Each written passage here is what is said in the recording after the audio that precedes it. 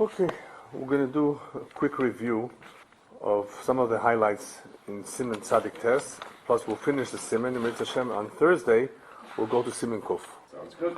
Yeah, so today will just be a short review. And it does pay to review.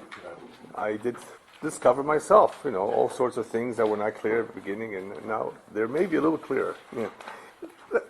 A real quick remark about the question on the Mechaber on Chanukah. You remember? There was some who questioned what the Mechaber has to say about Vatel Isur by the Rabbanon. We're Mechalek. The Mechaber is Mechalek. And as we will go over, between an Isur Deraisa or an Isur Derabanan, as far as Bitul Isur Lechatchila. Now, what's Bitul Isur? Bitul Isur means that you have a situation where the two are mixed, Isur veHeter, but there's not enough Heter against the Isur. That's the kind of Bitul Isur we're talking about. We're not talking about a real Bitul Isur, which is taking an Isur and Lechatchila being Mevatalet in whatever required share. We're talking about always a type of B'di'evet. So we already have a Taaruvot. We already have a Taaruvot. The question is, can I add more just to be on the safe side? Because it's not enough. So I'm going to get back into it soon. But that's the Taaruvos we're talking about. So we have a Taaruvos, and there's Machlokes, of course. There's a Chiluk between if it's a Deraisa or Derabanan. What kind of Taaruvos are we talking about? What's the issue here?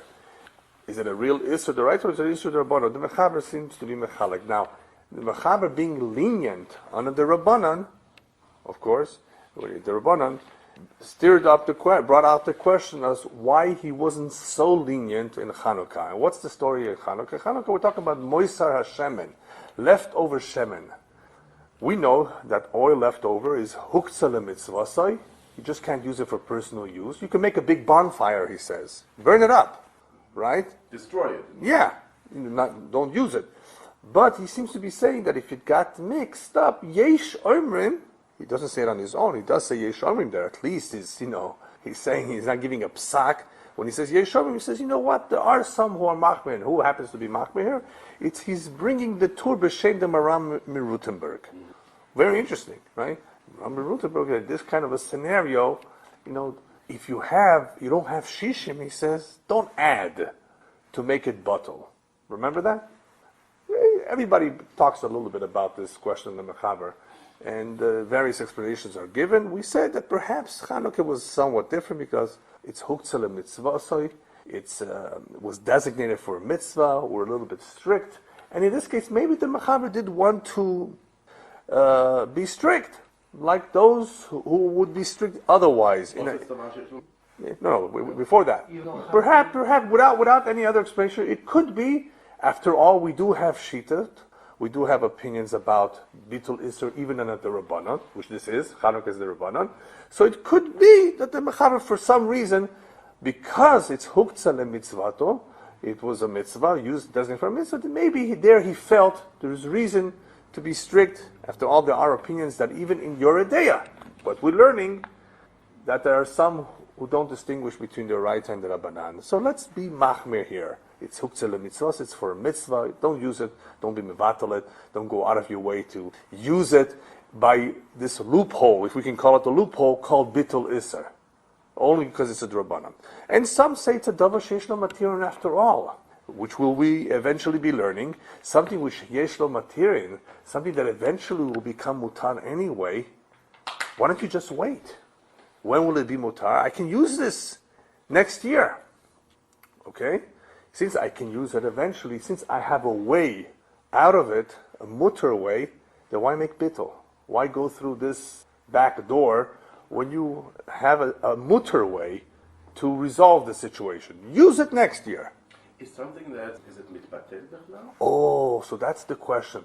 I found a good question. I didn't think of it right away because we were going through it quickly. We had the two explanations, but when you think about it, if you look at the Mekor, if you look at the words, you always have to look at the words. Look at the Mechaber, look at the Bit Yosef, look at the Rashba, which I did at Torah Sabais, as I said I would. Always look at the words so you really get a clear picture of what we're talking about. If you look at the words, it says, if there's no Shishim. Wait a minute. As far as the ones who want to say it's because it's a Davar Sheyesh Lo Matirin, Even if you have 1,000, it's lo botol. Right. Why does the mechaber have to then talk about shishim?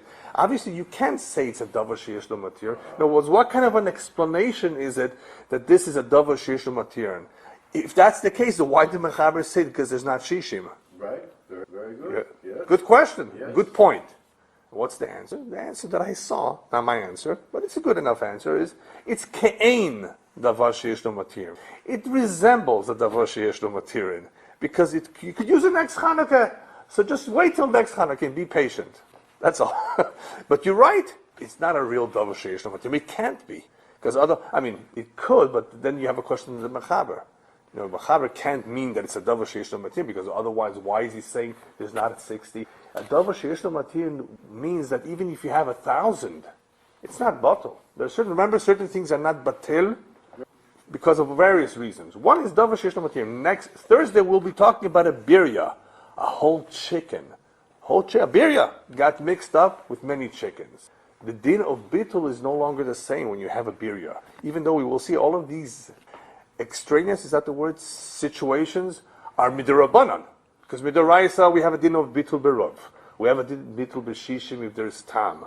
But there are situations midirabanan. We saw it in an example of the Mishnah in Truma, of Orla, in Kil'ayim, but the Chachamim gave extra shi'urim for a variety of reasons. It's very strict, it's serious. Chametz in Pesach is asur b'mashehu. Mashehu? Yeah, chametz is different, unique. All right, so all of these situations we will see are unique. They're abundant, nevertheless, right? But as far as the mechaber, if that's what the mechaber meant, it couldn't really mean it's a real davar sheyesh lo matir in the case of Hanukkah, because then why say shishim? Right. Because maybe Hanukkah, if Mashiach comes into the interim, right. You're right. It won't be Hanukkah. It won't be Hanukkah. Yeah. So they'll never be Hanukkah. Right. Okay. Good. Good Yeah. point. Good point. Yeah. Probably Yeah. Mashiach will come Yeah. in. You have to have bitachon. Right. So then, Yeah. So it's not a ticket. that's Or very we good. can use it in the base of Mikdash. Light the Your menorah. own personal meaning. Yeah. Donate it. Yeah. Anyway. So I just wanted to share with you that little nakuda. We're Yeah. talking about the oil that remains. Remain the moisture. We're not talking about oil that was in the bottle. No, not in the bottle. The bottles, you can use it for your salads if you want. That was not designated. All right. So that was just a point about the bitul isur. But a quick review about bitul isur, since this is an important area. After all, we are learning halakhot taaruvot, where there are mixtures, and it could happen in anybody's home that there are mixtures. So we need to review a little bit about how this bitul isur works. First of all, the makor. Where do we know? Where does this bitul isur come about? So last week we spoke about the Gemara in Bitzah, about the pieces of wood or branches that fell off a tree. And we're talking about Yom Tov. Yeah, so we have isur wood and heter wood mixed together. Are you familiar with that example? That's the regular example that is quoted, even though there is another example in another Gemara about egozeh parach, very special kinds of walnuts.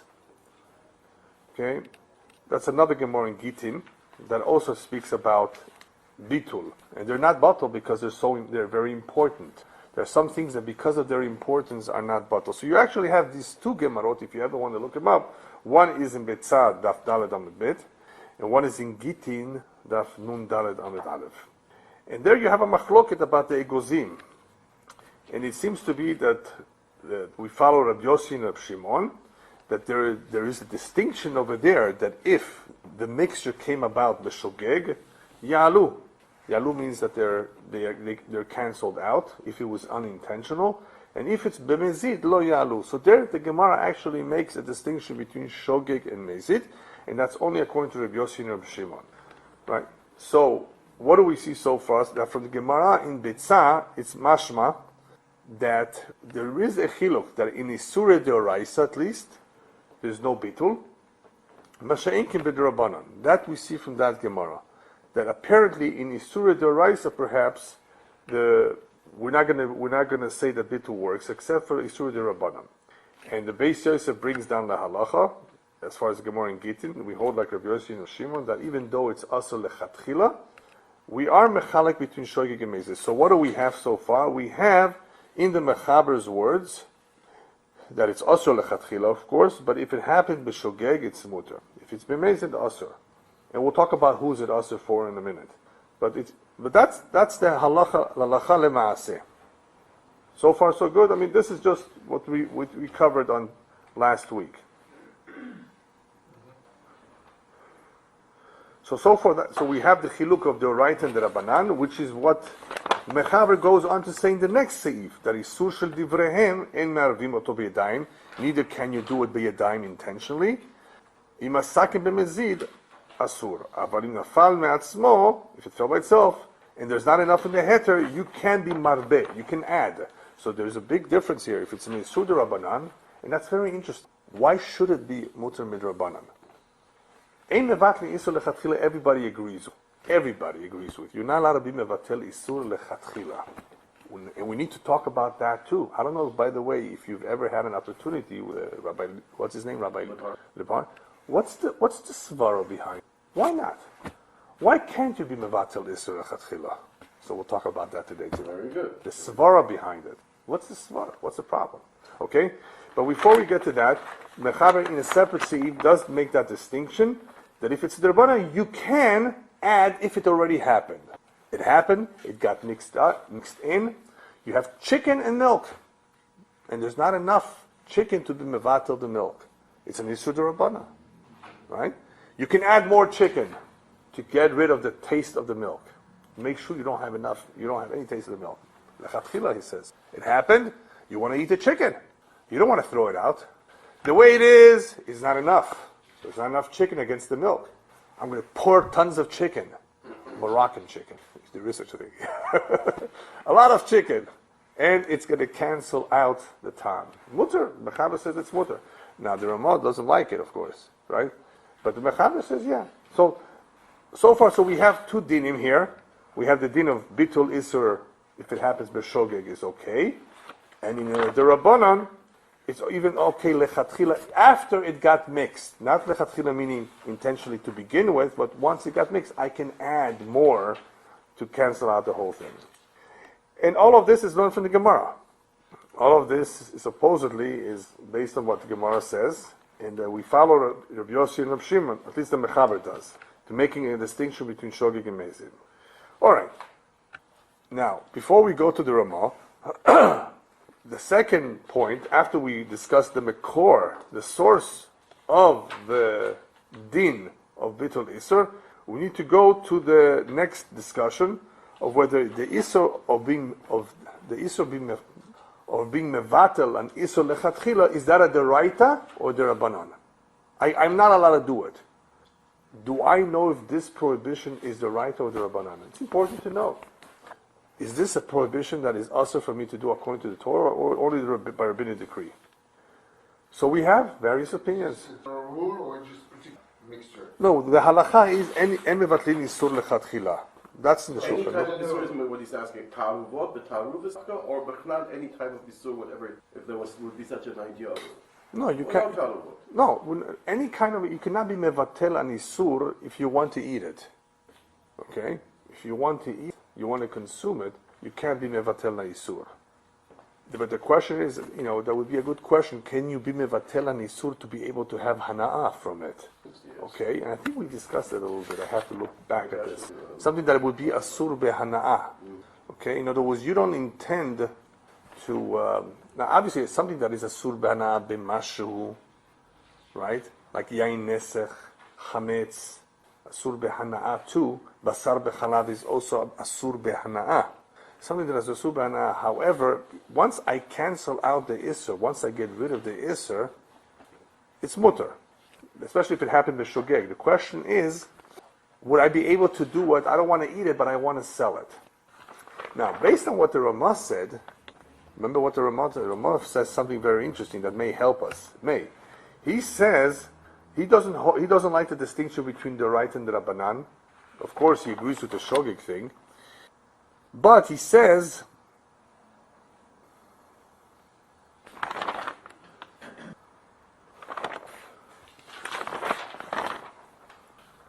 let's see, where does he say it here?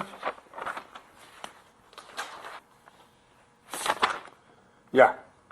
He says אם במזיד אסור, מבטל עצמו אם הוא שלו, וכן למי שמתבטל בשבילו. Remember the Mechaber says, it's also for you, it's also for somebody you did it for. And to sell, so you don't have Exactly.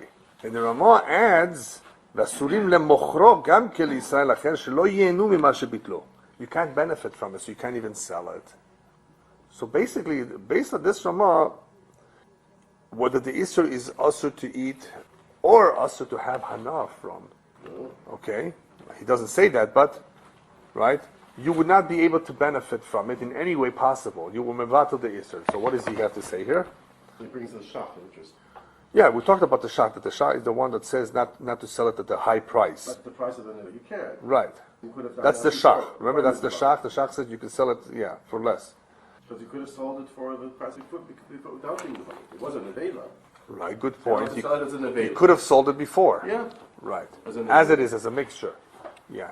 So, but something that would be asur behana, like basar bechalav, in other words, even though you may not want to eat it, but you want to be able to sell it. I don't want to eat it. I want to be able to sell it. But it's asur behana. I can't sell it. I can't feed my dog. Basar bechalav, it's asur behana. You have to be careful. You want to buy dog food? It has to have an ashgacha. Dog food. No basar bechalav. You're not allowed to benefit from it. The question is, can you be mevatel it and then benefit from it? But apparently, I mean, bitul isur, that's where your question is a good question. Does bitul isur apply across the board?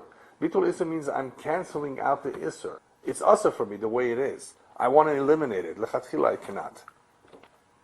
Lechatchila I cannot, regardless of whether I plan to eat it or not. I don't plan to eat it. I want to mevatel it anyway. But where is bitul isur not such an issue? If it's a blia nekdera. Because what did we say by bliot nekdera? Bliot, we said, you're not being mevatel the isur, you're just eliminating, you're just removing it. I'm taking it out by making haga'ala. When I make hagala, it's not called, even though it appears to be like a bitul isur, it's not. It's like I'm taking it out of here, I'm throwing it out. I'm allowed to do that. Right? And I even make, we even make a bracha when we take a keli to tevila, to take it out from the reshut of the goy to the reshut of the kedusha. Make it a mitzvah. Make a bracha. So here, too, even though it's not tevila, it's hagala, it's a good thing. I'm able to use the pot right now. Right? So anyway, so that would be okay, that's not called the bitul isur. So now the question is, we talked a little bit about the mekor. All right, the mekor. The next discussion is it the right of the Rabbanan? The whole idea of bitul isur. From Rashi, it appears to be, even though it's not so clear, but some want to say that Rashi seems to say that it's asur midaraita. The Raavad says for sure it's asur deraita. It's an isur deraita to be mevatel the isur. That's the way he learns. And I don't have the Raavad here in front of me, but that's basically what he says. That to eliminate the isur, lechatchila, would be understood to be an isur deraita too. But everybody else doesn't seem to agree with that. The Tosfot, for example, according to the way the Ran learns the Tosfot, and the Rashba, they say that it's an Isur D'Rabbanan. I found a Niddah Yehuda that says, very interestingly, that even according to those who are matir levatel midoraisa, in other words, that it's not an Isur D'Oraisa, even according to those who hold it, it's not a D'Oraisa, that's only, let's see if I have it here. That's only legabe the tam haniflat, any taste that may be coming out, like by zroa b'shela. Remember, we learned from zroa b'shela the inyan of bitul, or the inyan of bitul isur. Over there, it's actually mutter, which is a chidush. So over there, we're talking about a tam haniflat. There's a tam that's coming out. So that may be a question. But as far as the actual taking, the Niddah Yehuda says, taking the actual mamashas of an Isser, that everybody would agree is Asr. Right. Yeah. In other words, even those who say the whole Isser is not Midoraisa, it's only Midorabbana, that would be like similar to Zroa B'Shela, where it's a tam aniflat. Tam aniflat from the cooking process. But to actually have an Isser, the real mamashas of the Isser, he says he believes everybody would agree that it's an Isur D'Oraisa. So that's what Niddah Yehuda says. That maybe that in that particular example, they meant, or something similar to that, it's midrabanan. But the real mamashas of an isur, that would be an isur d'oraisa. That's what he says. All right. So we had a machloket, and instead of going through all the poskim, and I'm sure some of you may have the notes, just remember, when it comes to the majority of the poskim hold that it's d'orabanan. Just remember that. There's quite a few of them. All right. The next point is, does this isur, whether you hold it's d'oraisa or d'orabanan, does that apply only in isurim d'oraisa, or does it also apply in isurim d'orabanan? What I'm doing is I'm breaking it up. Taking the sugya of mevatel isur l'chatchila, and first we said what the mekor is, then we went on to say whether it's this isur d'oraisa or d'orabanan, it's a machloket. Now, does it apply only in isurim d'oraisa or isurim d'orabanan? Okay? So in that we have a machloket too. According to the Rambam, it's mutter b'd'orabanan. It was to even add once it occurs. Once it fell in. Everybody agrees once it fell in. I can't just take a piece of isur, right, and just be mevatel it. Everybody agrees you can't do that. The question is, I have a taaruvot, I don't have enough. So the Rambam says if it's a d'orabanan, it's okay. With d'orabanan, there's no problem of mevatel isur once it's already mixed in. Lechatchila. Rosh says no. Rosh says there's no reason to make any differences, any distinction between the d'oraisa or the d'orabanan. Same thing with the Ran, same thing with the Ramban, and quite a few others too. But what did we say Tosfos says? Tosfos wanted to make a very nice chiluk here. Tosfos said, wait a minute, it all depends. In Yisurim d'Rabbanan, they're not all created equal. He says that some Yisurim d'Rabbanan are really, their source is a d'oraisa. The source of that Isur is the d'oraisa. In other words, there's a connection between that Isur, the Rabbanan, to an Isur d'oraisa. In other words, there's some link between them. It originates, or whatever you want to call it, it resembles the real Isur. So therefore, those Isurim, they're Rabbanan, but they are, their Ikar, their essence is a d'oraita. You would not be able to mevatel them. But a real, true Isur d'Rabbanan, you would be able. What's a true Isur d'Rabbanan? Bishulakum. The guy made you an omelet. Comes along the mashgiach and says, oh no, what happened here? Well, you came late, she already started cooking and making omelets. And then there's more omelets, maybe they all got mixed up together. But there's not enough. You can mevatel, add some more omelets.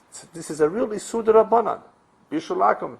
So we don't come into assimilate and intermarry with them. It's a gzera, it's a d'Rabbanan, pure d'Rabbanan. It has nothing to do, anything to do with the d'oraisa.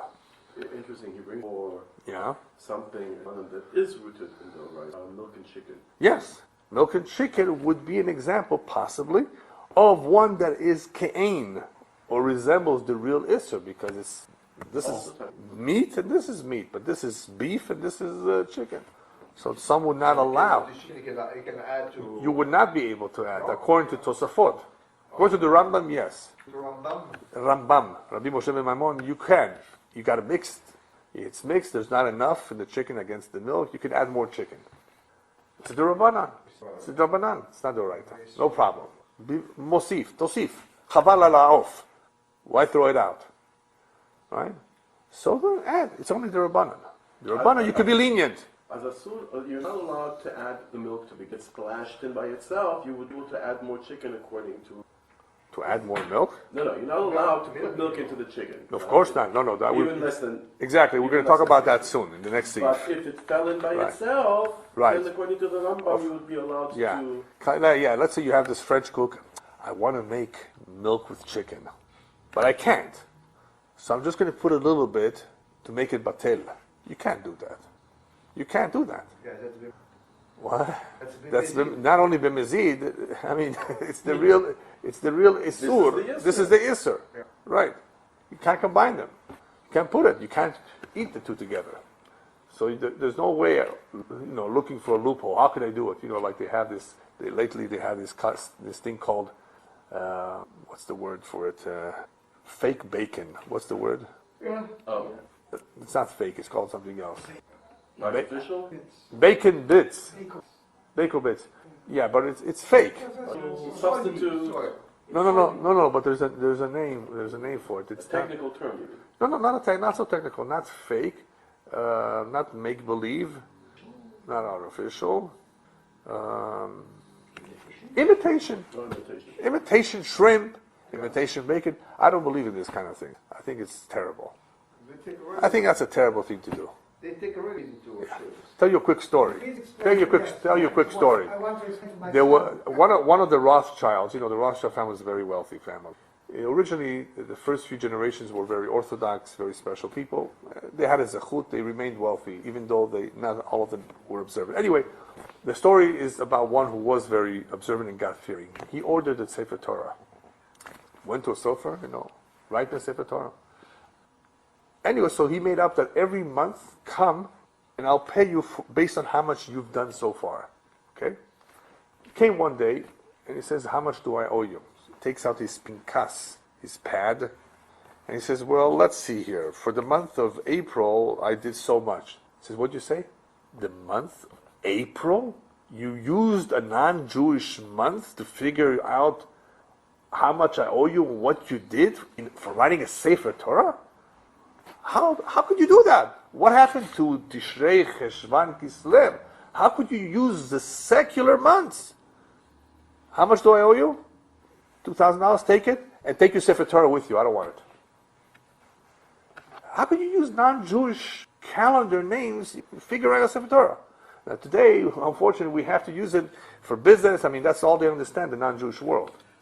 But it's not 100% proper. Of course not. Why not? What's wrong with it? Because there is a halacha that one is not allowed to mention names of Avodah Zarah. Did you ever notice the Lubavitchers make a point of saying Simcha Monica and not Santa Monica? Even though, what? No, that's something because even though it's not a name of who knows what, but it's a saint. Saint. No, what's wrong with a saint? But anyway, there. Well, but Yoshka is. Yeah, actually, yeah. So anyway, there is such a halacha that certain things, unless they're names of people, because if that's the name of somebody, and by the way, in Yoshka's name is the name of people who call themselves by that name too, in Spanish especially. Yeah. Every second. Yeah. So there's no really sur. But some people are extra careful with this. So I'm saying, all these things, imitation shrimp, imitation bacon. Let's say there's no marit ayin, which I think there is. Somebody says, oh, the Jews somehow found a way to make bacon kosher. Yeah. How do you do that? It doesn't sound right. I don't bring those things into my house. Even though they say it's tasty, it's good, you want to taste the real thing. Even though, by the way, the Gemara does say, you want to taste basar b'chalab, you taste the kachal. Taste what? Kachal. Kachal is the udder of the cow. The udder of the cow, even if you prepare it kosher, will maybe have a little bit of a taste, an aftertaste of milk. And it's mutar, as long as you prepared it right. So it's not. Yeah, exactly. And it's not real milk, yeah. The Gemara goes on to say, you want to taste pork? You want to taste it? Taste the fish called shibuta. It's a fish that is in the Tigris or the Euphrates, or one of the rivers. In Iraq, they used to have it. The shibuta has this taste of pork. How do they know? I don't know. I guess some goy tasted. They didn't taste pork, right? So they knew this taste. Yeah. So anyway, there are certain things that resemble the taste of something else. But that's different. But to intentionally bring in things, and so why did I mention to you? It's a form of bittul iser. I want to be mevatel the bacon, so I make it artificial in a way that is mutter for me. Actually, here you're almost answering the heter. Yeah. Because really, this stuff is heter. It's complete heter. But don't call it that. What are you calling it? It's a name. No. When you take this one, it's heter. Once you turn it into something like bacon, you're almost answering the heter. Yeah. All right. Anyway. Substitutes. Substitutes, yeah. Right. Aren't they making it permissible to use that substitute? Yeah, I didn't really say it's awesome. I just think that it's a little strange, that it's not such a great idea. Yeah, that's all. Yeah, you have to be very, very careful what you're lenient with. You have to be very, very careful because things can get out of hand, and that is where we have the halacha. That is where you have the poskim who are very, very careful. We have sometimes any simple halacha. We think, oh, this is a simple halacha. All of a sudden, you find there's a shach and there's a taz and there's a pri megadim.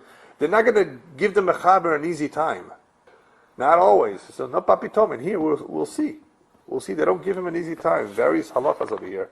But they say, oh, we don't follow this Mechaber, even though the Mechaber was following the Rambam, even though the Rosh was in agreement. No, so here we don't. Too much for us. But you know, we come to with the shrimp, with the fish and shrimp. Right. Here we go out of our way, the Chachamim did, Sure. to usher things that are mutter, atu an isser. Right. Atu an isser. They usher Right. things that are mutter. Right. And here we go, and we're taking heter and dafka making it. They should become like an isser. Yeah. That's really weird. It's the opposite of what their intention is. Well, remember, we will see that there are situations of atu. Atu means I prohibit this in case you come to do the real thing that is asur. And that's what gzeras are all about. The only thing is that we don't have the right to make up new gzeras, just like that.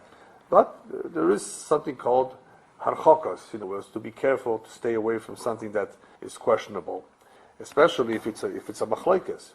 When do you want to be lenient? In a hefsed meruba situation, if it's a tremendous loss, then you can rely. But just like that, it is always best to be machmir. Now there is a halacha, by the way, a klal, I should say. It's more of a klal, a rule. The koach dehetera adif. Remember the story I told you about the chicken legs? So the young man said, asr, treif.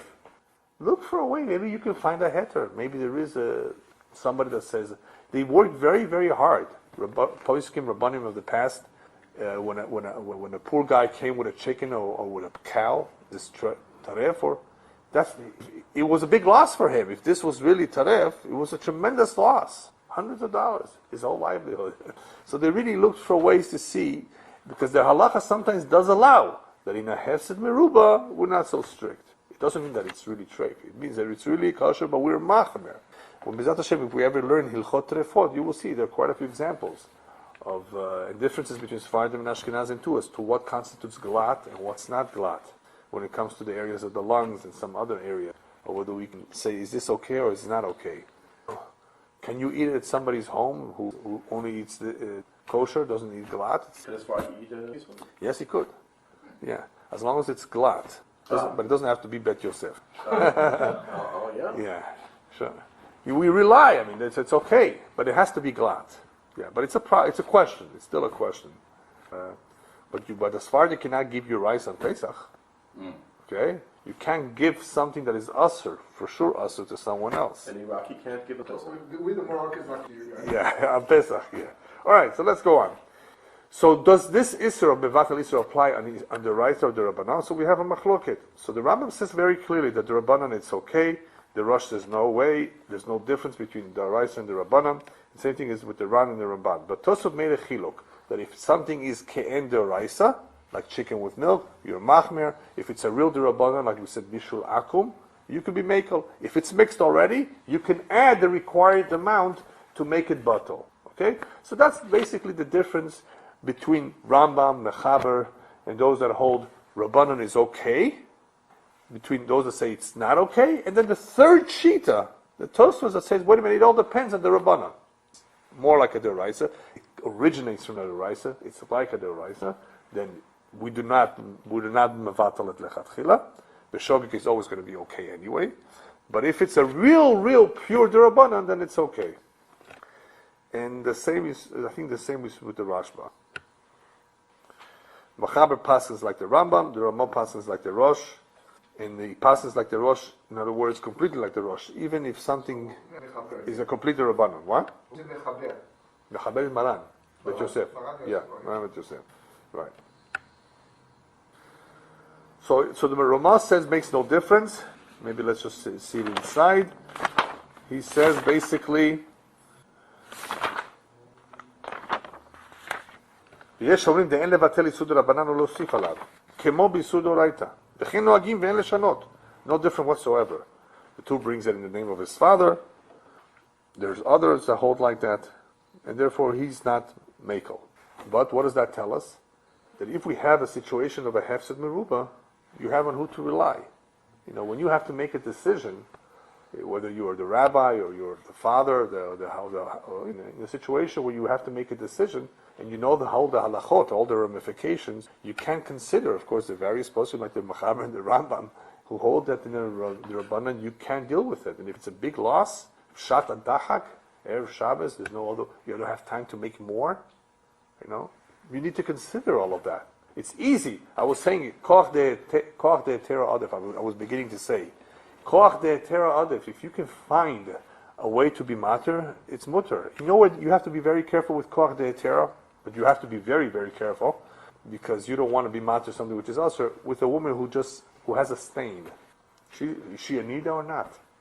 It's easy to tell her, yeah, just stay away from your husband for 2 weeks. What? Yeah, he's stained.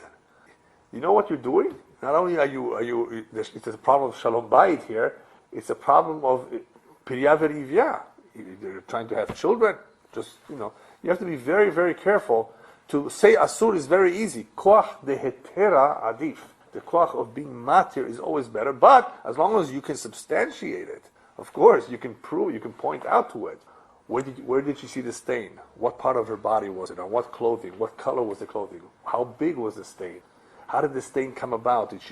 All kinds of issues that only somebody who's really familiar with this halachas can really, resolve it, hopefully. Oh, you were cooking, oh, you were putting on makeup, maybe it's, stains can come from everywhere. Who says that this is real blood? What if she, what happens a lot is a woman begins her shivani kiyim, for 7 clean days, and maybe she didn't clean herself well. The blood stopped, and it's really just dirt left over. She's seeing now when she's checking herself. And the problem is when a woman checks herself, it's much stricter.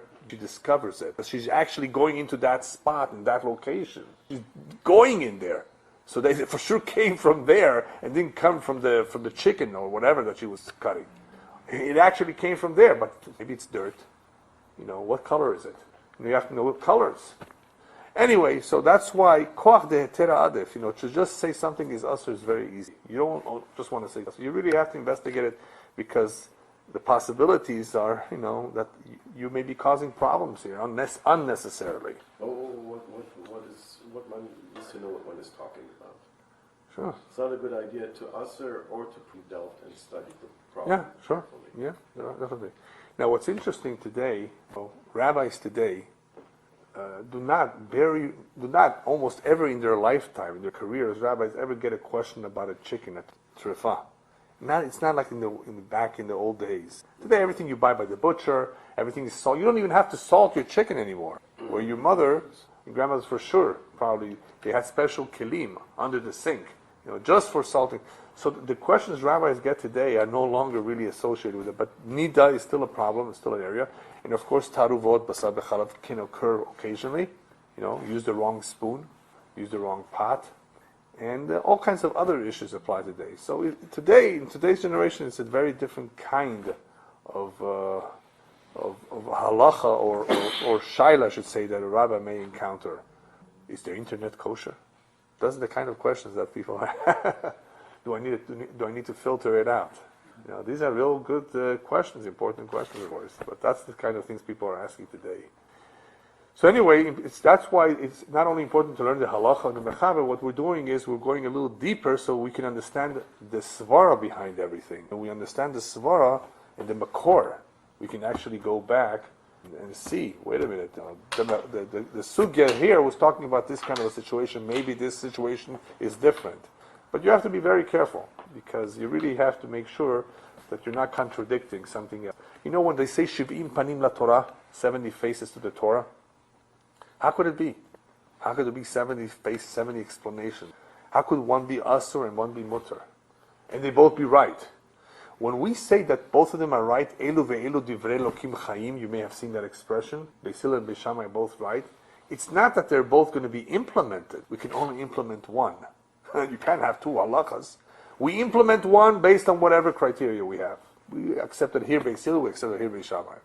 But they both could be right in principle, because the Torah has various facets to it that are both acceptable, as long as they're not. So therefore, when you give an interpretation to something in the Chumash, you say drasha. As long as what you're saying does not contradict an already established tenet or concept, you can say what you want to. You have to be careful from not contradicting something that is already established somewhere else. So the big poskim had to know everything. They had to know Shas, they had to know everything, because they had to be careful that what they're about to say does not contradict something somewhere else, some Tosafot. So, we would like to say, well, what about this? Maybe this is okay. Maybe. But just be careful, it does not contradict an already established halacha somewhere else. That's all. So anyway, that's what you see all these mefarshim here. You look at the Grab or Hetev, you know, they help. Without them, we'd be lost, because they introduce us to the various other sugyot and tosfot. They did the job for us in some ways, but we still have to digest all of it. You can't give a psak just from raw halacha. You have to know the sugya, you have to really go to the makor and figure out everything. Moshe Feinstein, I may have told you in the past, grew up in White Russia, what is today White Russia. And he did not have a lot of books, a lot of sforim, poskim, like we do today. Today you can have on a CD, you can have thousands of books on one CD. Anyway, and some big rabbis have, Baruch Hashem, they're blessed, they have a big library. He didn't have it.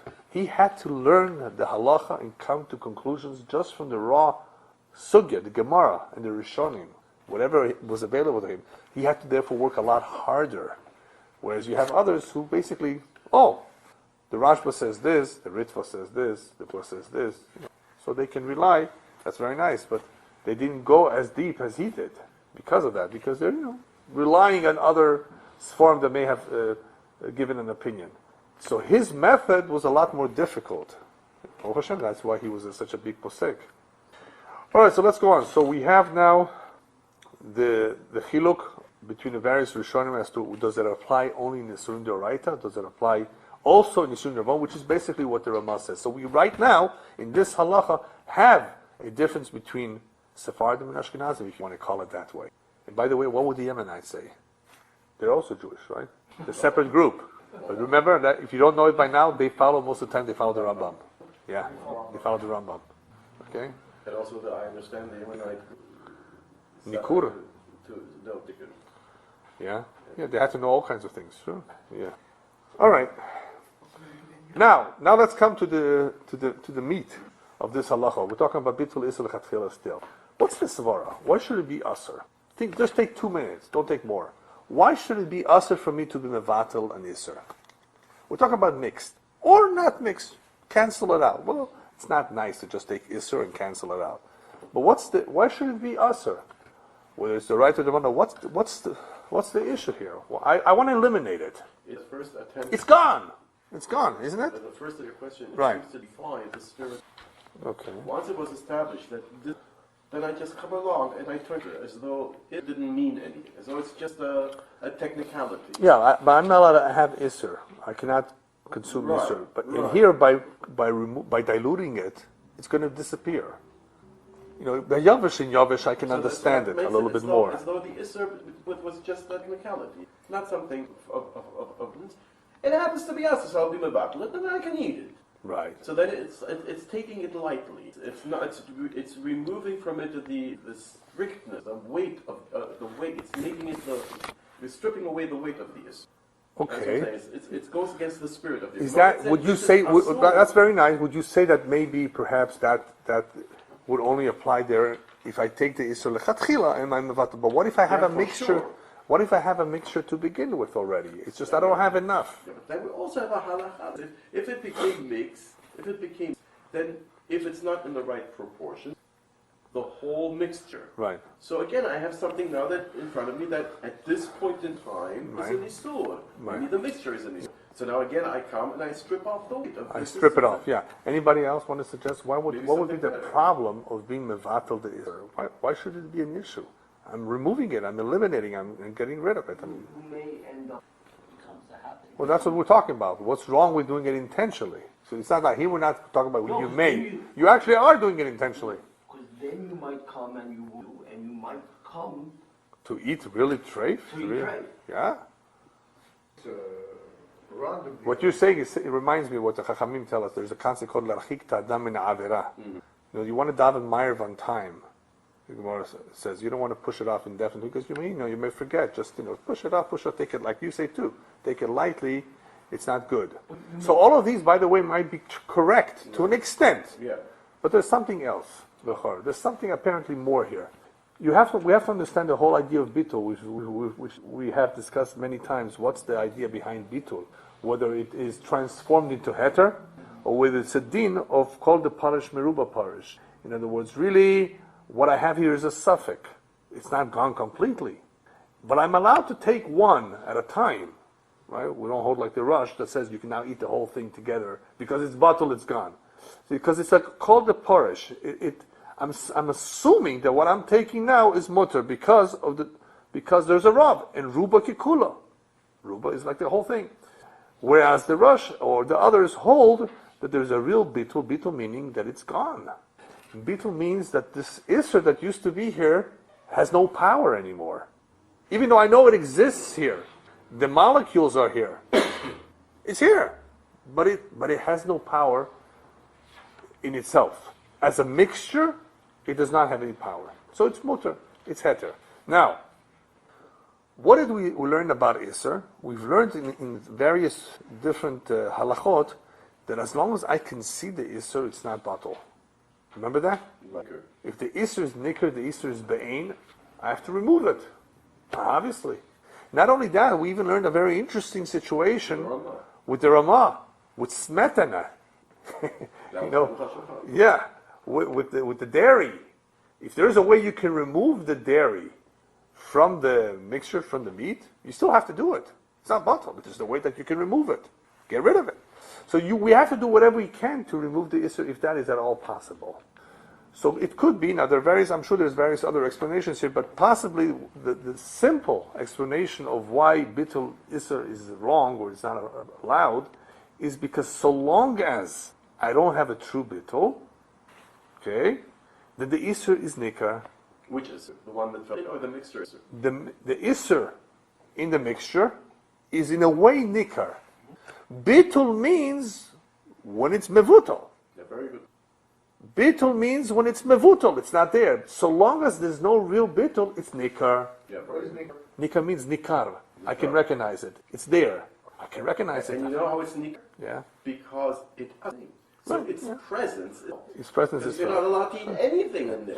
Even if you see this is a kosher carrot. Yeah. You're not allowed to eat it because its presence Right. is felt. Which is going to lead us to the next few minutes of the sugya of Chose Venira, real briefly, because we've already covered it, but just to refresh in our memory. Yeah. So the Rosh says that it's with Hakila? No.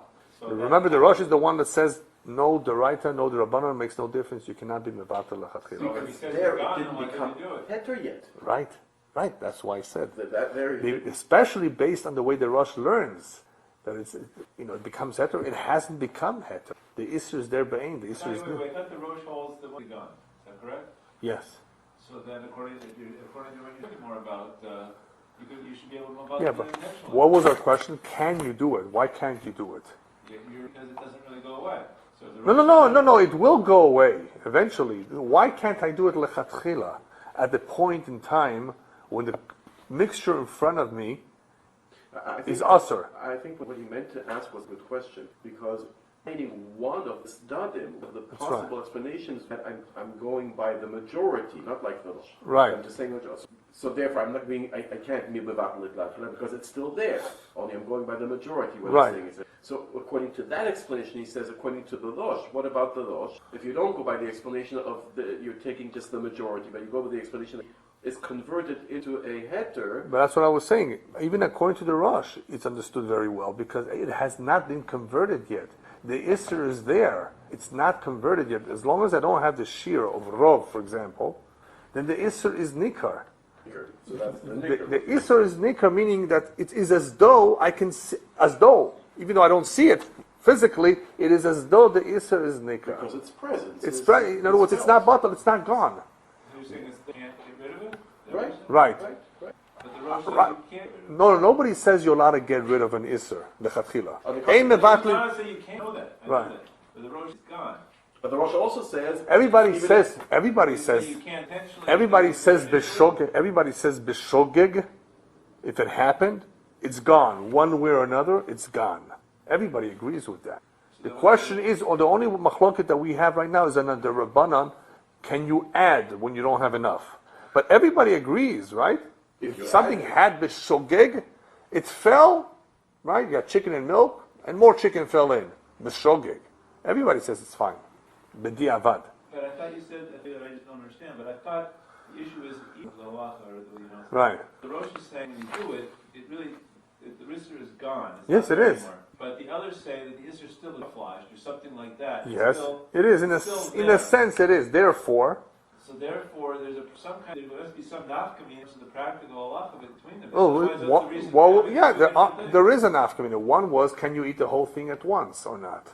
That was the main nafkamina that we discussed between ways of understanding bit. According to the ones who hold it's not bottled completely, like you're saying, it's still camouflaged there, but I'm allowed to eat it.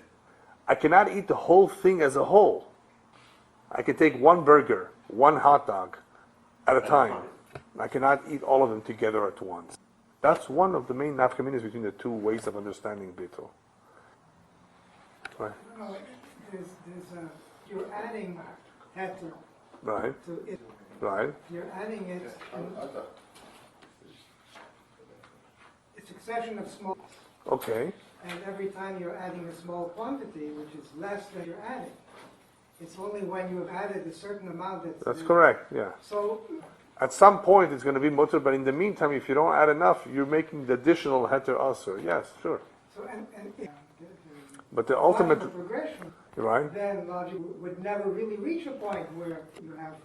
Well, at some point you always reach a point where it's mutter. No. Because just allowing for the matter that an add heter and thereby before that became aser now also participate. So why should let's say 40 times? You're saying if I add 5 and 5 and 5, and the 5 and 5 becomes part of the yes, but also aser. So how will I ever get 6? Exactly. But if I add 20 at once, you would admit that I can do it? Add 20 at once? Well, let's say I can. What about the 40? How can I add the 40 to the 20 to make 60? The 40 became aser just like the 5 and 5 and 5. Yeah, but anyway, even with the 5 and 5 and 5, a little bit at a time. Remember when we talked about Chosev and Yore, which we'll talk briefly on because it's only a review now. Remember when we spoke about Chosev and Yore, we talked about Chosev and Yore ha'isur. There's a small amount of isur, more isur comes in later on, and now it's all revived, near. And it all becomes usur now. In the same way, the Meforshim explain, it works with heter too. If I had something that was usur, but little by little the heter is built up to the point where it cancels out the isur, the heter is being chosev and Yore too. So even if you put a little bit of heter at a time, and every little bit is becoming usur, it's not chanan. See, you would run into trouble when you have chanan. But if you don't have chanan, every little bit of heter which is now usur, at some point it will all become chosev and Yore and become all mutter. It will be so diluted that you'll have no isur left. But you run into a problem if you have chanan. You're right. So you better pour it in all at once. Then even it wouldn't help. Now 60 times the whole thing, the whole isur. Yes, yeah, of course. Assuming that you have. Yeah. All right. So real quickly, with bittul isur. So we've covered the mekor. We've covered the discussion of whether it's the right rabbanon. Where does it apply? If it's an isur, the right rabbanon. Now, what happened? And we talk a little bit about the svara. What happens as far as if it was done nevertheless? It was done b'mezid. So it would be usur for the one who did it, of course, and perhaps also usur for those who he intended it. Which is, of course, why we have a problem with companies being mevatel and isur lechatchila in one of the ingredients. They're doing it for you, for the consumer. But you could say what the Taz say. The Taz brings down a ha'echatim. So what if it's lo nichale? I don't want it. I don't want it. The Taz says the consumer. When we was therefore says, I don't want it. It's not. I didn't ask you, and I don't care for it. Does that count? Is that called a lo nichale? Well, it's a question. These are the kinds of things that mashgichim or rabbanim that deal with hashgacha have to deal with. Can't you say that I'm misbuttal in the majority of? They didn't do it specific Jewish consumers. Well, obviously, yeah, but they do. Right.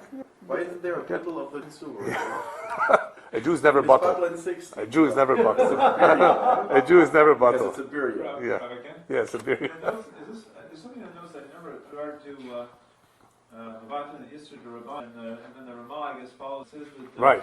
Says that therefore it is usher to be Marban and Marban is to Rise. Right. However, in the case of an Isser to Rabban, if there is no, I don't know what that means. Is that what you're getting at? If there's no hana, it says an Isser to Rabban. Okay. It's from the Rosh. Hana derived from the Isser. That it is permitted to be Isser. Yeah, well, one example, maybe, I don't know if that's what we're talking about. Maybe we're talking about a bliya. No Hana derived from the Isser. Yeah. I'm not sure. Yeah, I would have to look at it. But anyway, real quickly, because we have just one more seif to go. So, according to the Beis Yosef and the Rashba, it's also for the one who's mevatel, and it's also also for the one that it was intended for. I think the Rambam pretty much writes the same thing. The Taz is matter if it's lo nichele, or he didn't know. The Prichadosh and Aruch HaShulchan do not agree with that. Okay, so that was the Gabe Isur, Bittul Isur Lechatchila. The Gabe Choizer Veneer, I think all of you pretty much are already familiar with. But how would the Rosh says that the Isser, Yeah. so how does the Rosh deal with Chazal? How can the Isser come back for the Rosh? Very good question. We discussed that a little bit either last time or 2 times ago. The Rosh basically will say, this Isser had a Tchias HaMesim. Yeah. In other words, it was gone, and somehow I was able to bring it back to life. And I gave you the example of what they're trying to do today with the mammoth. Remember? With the what? With the mammoth. They're trying to extract DNA from the mammoth and impregnate that into an elephant to recreate the original mammoth. So if there's a way to recreate the Isser, bring it back to life, the Rosh says that's what exactly happened here. As long as you don't add more Isser, it's gone. But there is a way that you can bring it back to life. And that's the whole concept of Choizer Veneer, that you can bring back something to life. The question is, where do we say Choizer Veneer? And the Shach is a big surprise here. The Shach in Choizer Veneer is a big surprise. He's the one that says, by Yovesh, technically, there's no Choizer Veneer. Whereas by Tam, Choizer Veneer makes sense, because you have the Tam. It's coming back. The Tam that was there with the Tam that is now is combining to create Tam. That's Choizer Veneer. So at some point, something that was Aser, just simply stated, something that was Aser and became Batal, can become Aser again. That's the idea of Choizer Veneer. And we spoke a little bit about the differences of Pesach Choizer Veneer, which is the other area in Halacha where Choizer Veneer is found. You don't find Choizer Veneer just anywhere in Halacha. Just pretty much in Pesach and over here. Yeah. We haven't really dealt very much with Not yet. Well, eventually we'll cover it. We're talking about pieces of meat that are dry or something? Yes, that would be one example. Sure. But we're talking about no liquid, so to Correct. speak. Yeah. One piece No of no liquid involved at and all. it's winter, right? Right. We didn't at all, we missed out. Well, we spoke about Niddah a little bit. Yeah. We spoke a little bit about Niddah, that there was an Isser Veheter that wanted to say that Hanan may not apply unless it's Niddah. Even Basar B'chol? What? Even No, Basar- not by Basar B'cholav, by Shar Yisurim.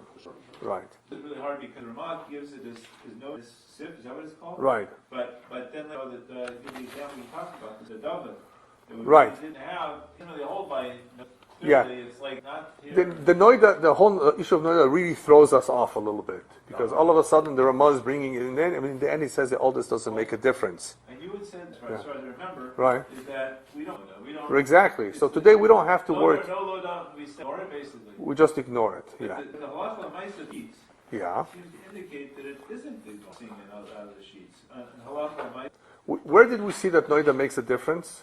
In the Mechaber in Basar B'cholav. For those of you who learned Basar B'cholav. yeah. Right? And even though the Ramah over there didn't have a problem with the Kaf Choleves, right? It stuck it in twice. Why doesn't he have a problem, the Ramah over there? Only because it's an Isur Balua, for the most part. I mean, not everybody holds that Isur Balua is a problem with Hanan. But other than that, Niddah or Lo Niddah, we don't really have a problem here. The Mechaber doesn't discuss it, doesn't bring it over here that it makes a difference. The Ramah says we don't question the individual. We paskin that even if it was Niddah, and later on it fell b'shoigeg, as the Levush explains. Levush explains the reason why Ramah says this doesn't matter is because we paskin b'di'evet, even if it was Niddah, and later on it fell b'shoigeg, it's still mutter. See? You understood that? Yeah. All right. Piska tshuva, right? Yeah. And says that in the case of Hanan, by Shar Yisurim, he is in doubt. Which to be, whatever he got. As far as Hanan, Yeah. that's the Isur Veheter. That's the famous Isur Veheter that the Shach brings down and discusses at length. Okay, if you can't do it, it's gone. You can't, right? They're machmer. They're saying, Basar B'cholav. Anyway, maybe just take it. No, the only case where maybe perhaps we do have a situation where it could make a difference is like this. The Ramah says, as far as Ein Mevatlin Isur Lechatchila, in Sif Hey, and he says that B'shoigeg is mutter, b'meizer is aser, and it's aser for the one who did it, but for everybody else it's mutter. The Mechaber says, Dafka shenis'ar v'yovesh b'yovesh afilu lach belach leman de'omar she'en omrim bo chaticha nasa nevela, for lach v'lach. But once you have a situation of chaticha shebola iser, it does not help shenitoisaf achar kach haheter, because we say chaticha, we say chanan, right? And then he says, but wait a minute, there are those who say that it makes a difference if it was noida or no noida, but he says it doesn't make a difference. In following that, says, right? He's saying that, right? Right. Okay. In other words, he's talking about even in an example where there's no chanan, some want to say, wait a minute, it makes a difference, noida or noida. So he says, in the end, it doesn't make a difference. Yes, noida is an issue. There is such a concept of noida in truma. You know, it does apply in certain situations. But as far as Taaruvot over here, it's not going to make a difference as far as the bitul isser or not, at least.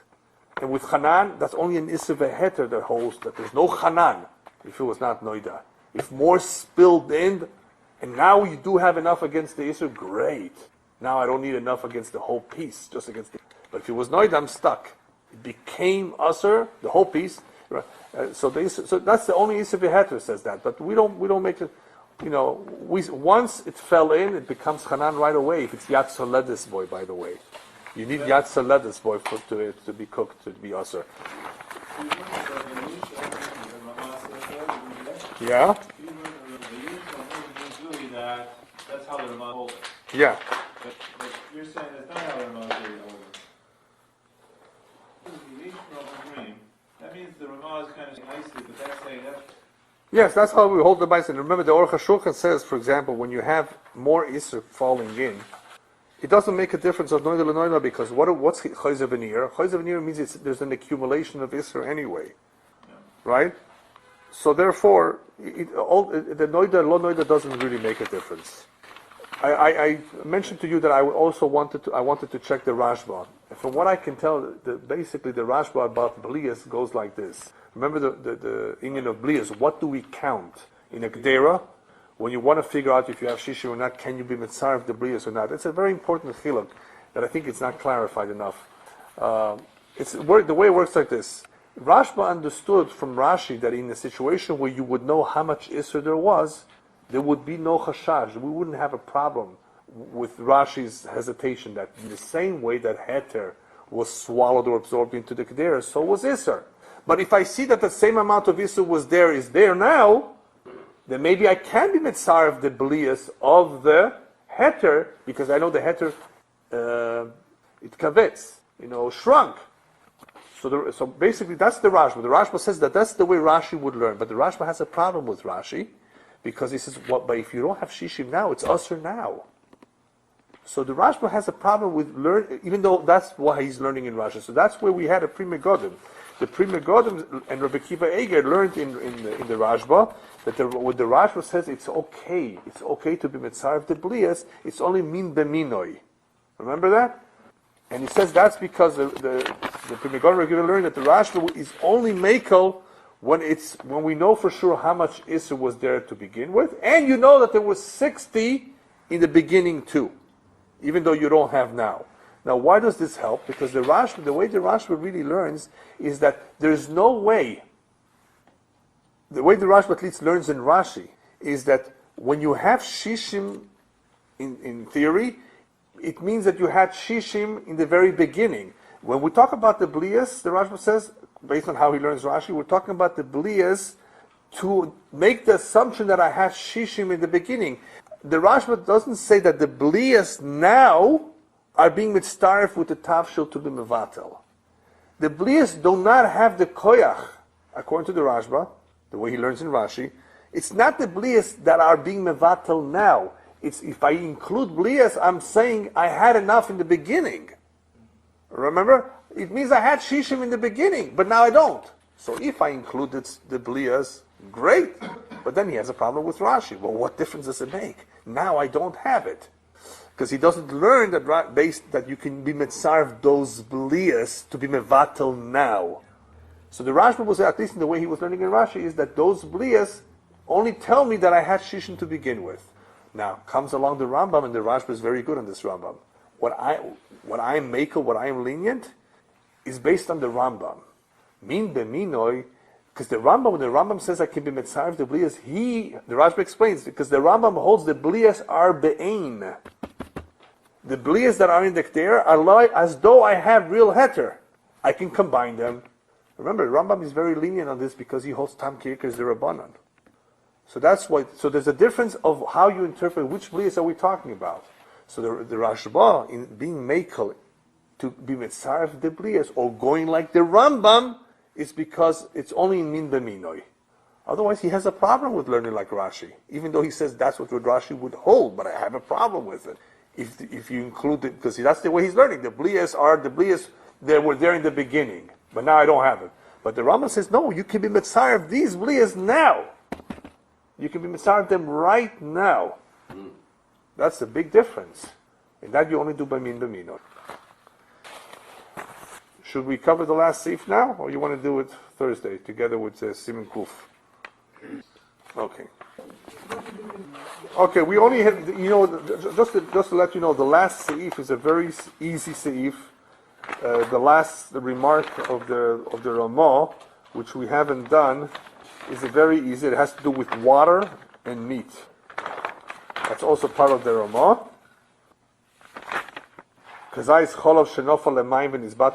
Maybe we'll just learn that. It takes a minute. If you have a little bit of milk that falls into water, it's not enough water. There's enough water to cancel out the milk, and then this milk falls into meat. And it's a whole mixture of water and milk together. Right, so you have water falling into milk, there's enough water in the milk to dilute it, then this mixture falls to meat. Mutar, even though you don't have now enough meat to cancel out the original milk, but that milk is gone in the water. In other words, this is a very simple halacha, right, that it's, even though, what's the havamina? Because there's a havamina of heter beheter is not bottle. But here, the milk is gone. The milk is gone. And you have a similar situation in Basar v'chalav, I don't recall exactly where you have, when you cooked in a pot, you cooked the water. As far as Eino ben Yoma and ben Yoima, if you cook, there's a little bit of a situation. You cooked meat morning. Yeah. Then cooked water. Now you have to count 24 hours since the time water. Yeah. Or the water. I always think about that. Right. I always think about that because even though but it's different. Here we're talking about completely gone. Over there he's talking about in this situation where you're making it live. It's no longer Eino ben Yom and therefore pagum. Because what he says is according to the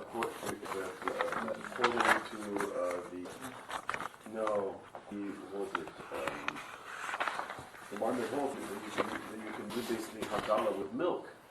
You can cook it in a meat pot, you can cook it with milk, and then the milk will become part of it. So the one that holds that you do hagala with milk, the thing to him, if you cook water in it, the rest of it, if you held like him, you can cook milk in that pot right away. You don't have to use flour. But to show you that it doesn't hold. I was not meat, was this. Yeah. Anyway, as far as blias, you remember that we're machmer in blias because a lot of the poisoners hold that we're not such an expert anyway with blias, and you have to go by what you see now.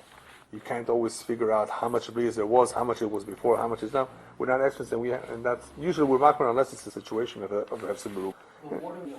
Yeah. No matter which way you go, right. Makes no difference.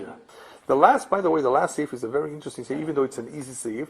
It has to do with barrels of wine. Have you had a chance to look at it a little bit? Barrels of wine or kankanim with jars of wine that goyim used. Can you use them? Can you recycle them? In some ways, yeah. You could retain to whiskey. How could you use him? How could you make him kosher? What happens if you didn't? If you poured something directly into it? We'll cover it a little bit on Thursday, and we'll go into Siman Kuf, which talks about Biryam, Hashem. Okay.